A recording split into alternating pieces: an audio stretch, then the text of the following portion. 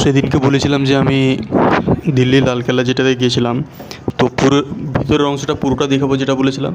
তো এই ভিডিওতে পুরোটা দেখাবো, আর কীভাবে এন্ট্রি হয়, কোথায় কোথায় কী দেখার জিনিসগুলো আছে সব কিছু এখানে দেখাবো।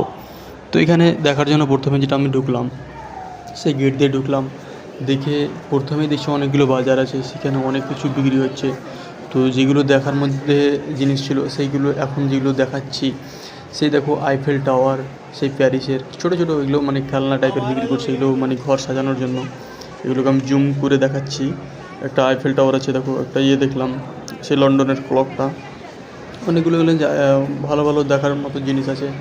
তাছাড়া সেই গণেশ মূর্তি, এটা ওটা অনেকগুলো আছে, যে আইফেল টাওয়ার, লন্ডনের ক্লক, এগুলো অনেকগুলো দেখার মতন জিনিস আছে।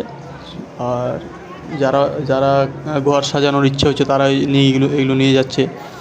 আমি শুধু দেখার জন্য গেছিলাম, এমনি ভিডিও টিডিও করে চলে এলাম, কিছু নিইনি, আমি জাস্ট দেখলাম।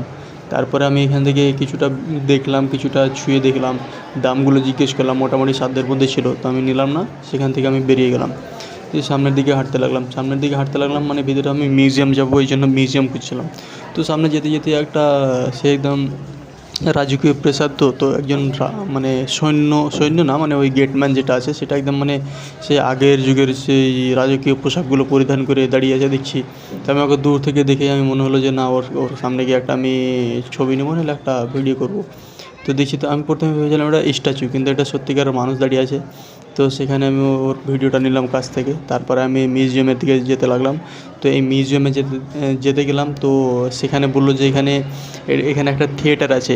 তো আমি থিয়েটারে গেলাম না, এখানে এইগুলো যেগুলো ওল্ড মিউজিয়াম আছে, এই যে জুম করে দেখাচ্ছি, এই সবগুলো দেখার জন্য আমি সেই কোণায় কোণায় ঘুরতে লাগলাম।